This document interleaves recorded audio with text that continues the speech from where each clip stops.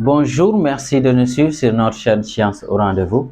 Aujourd'hui, nous allons partager avec vous une séquence de cours sur la leçon quelques propriétés chimiques des métaux usuels, qui est une leçon en classe de troisième.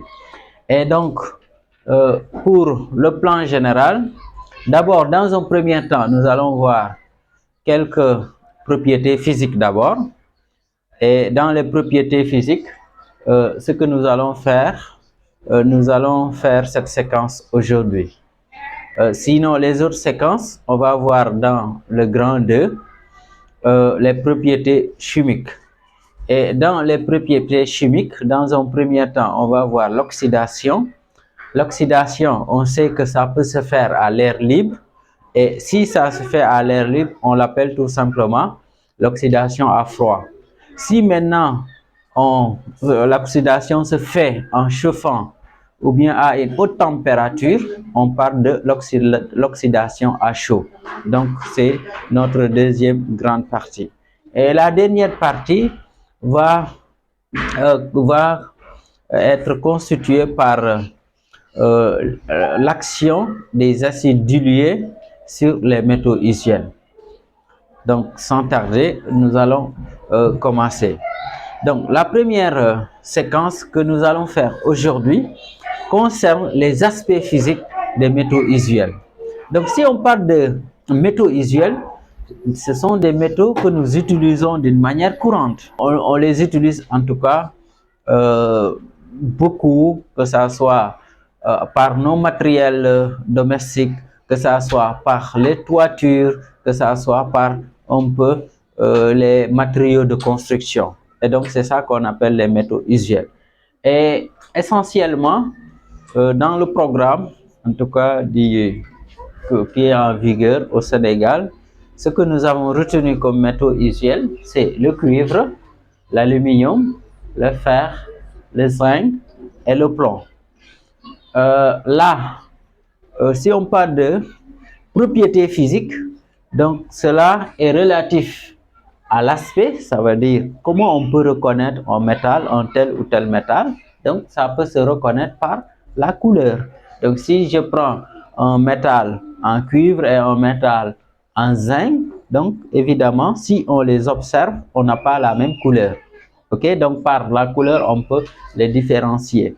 La masse volumique aussi, ça nous donne une idée sur un peu la lourdeur, la température de fusion, et aussi on va voir la masse molaire et conductibilité électrique. On sait aussi que les métaux, pratiquement tous les métaux, sont des conducteurs thermiques. Ça veut dire quoi? Les métaux conduisent en fait la chaleur.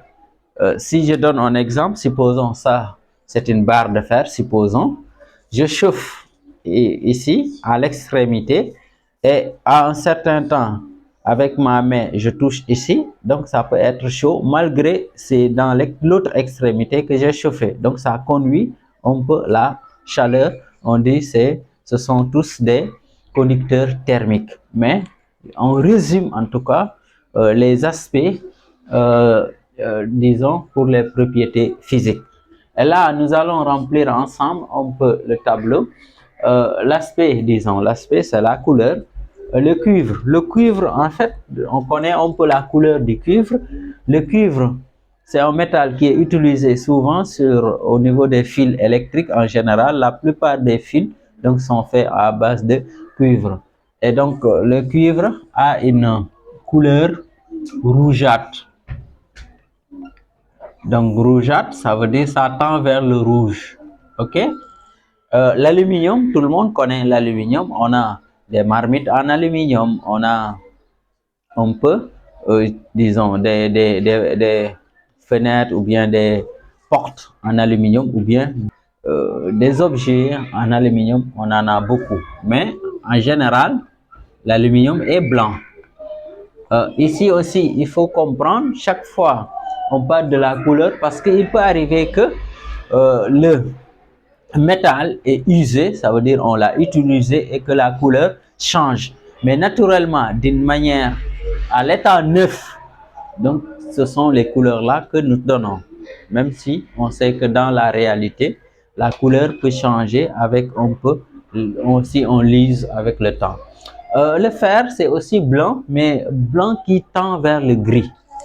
Blanc, on va dire ici, blanc grisâtre, blanc grisâtre. Le zinc aussi c'est blanc, mais ici un blanc qui tire vers le bleu. En général, on l'appelle blanc bleuté. Et maintenant le plomb, c'est aussi blanc et qui brille. On l'appelle tout simplement le blanc brillant. Ok, donc ces quelques aspects-là, je pense on doit connaître cela.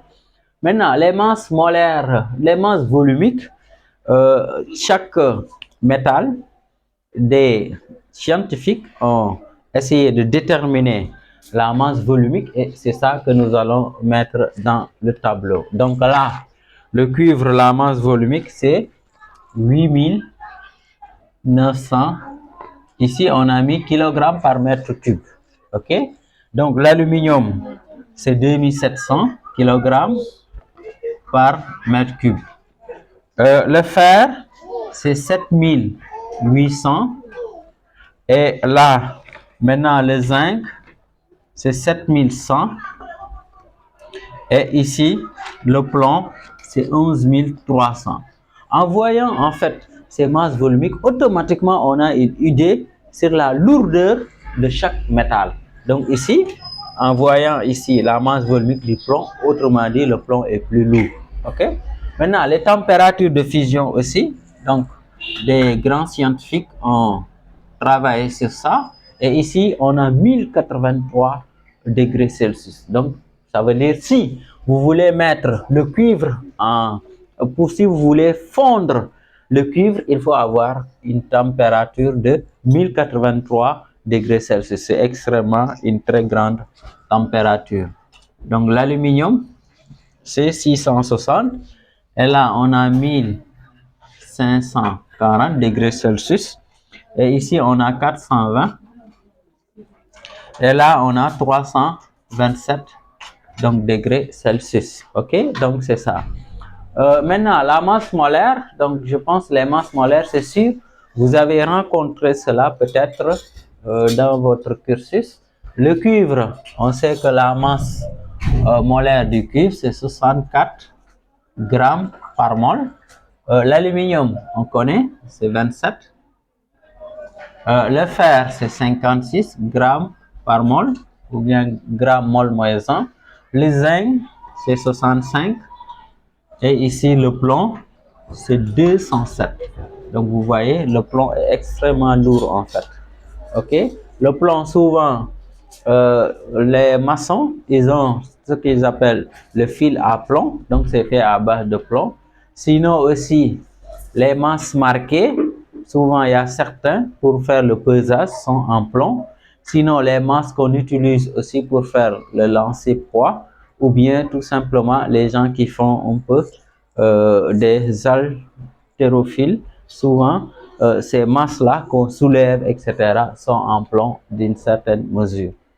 Ben, je pense qu'il peut y avoir aussi certains qui sont en fer, mais en général sont en plomb. Et maintenant, la conductibilité électrique, ce qu'il faut comprendre, tous les métaux conduisent le courant électrique. Mais là, peut-être on va les classer avec un ordre, disons, le plus excellent au le moins excellent. Le meilleur des conducteurs électriques, c'est le cuivre. Et c'est la raison pour laquelle tous les fils électriques que nous avons en général sont en cuivre. Pourquoi? Parce que tout simplement, le cuivre, c'est un très très excellent. On peut maintenant les placer, disons, à classer en termes de premier, deuxième, mais sachez que le cuivre, c'est un excellent conducteur. Et l'aluminium, c'est aussi un conducteur, on peut dire en tout cas, c'est un bon conducteur en tout cas. Le fer aussi, c'est un conducteur, même si ce n'est pas peut-être assez bien, on peut apprécier assez. Et là, on a maintenant le zinc. Bon, c'est vrai, le zinc, on sait que c'est un conducteur, mais c'est très rare qu'on prend un fil et on dit c'est un zinc, même si on sait que ça conduit. OK? Le Le plomb aussi, c'est un conducteur. Peut-être ici, on le place en 5e position. Mais en général, euh, le cuivre et l'aluminium, souvent, c'est les fils que nous avons, les fils électriques, soit c'est en cuivre, soit en aluminium. En fer, peut-être ça peut arriver, mais extrêmement rare, en tout cas. Donc, c'était ça.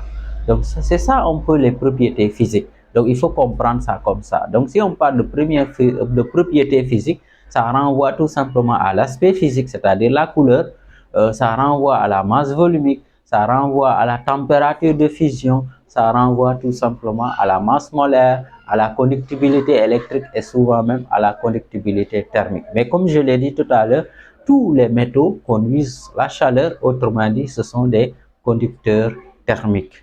Donc, c'était ça qu'on voulait partager avec vous. Merci de nous avoir suivis. Merci de liker la vidéo, de la partager et surtout de vous abonner si ce n'est pas encore fait.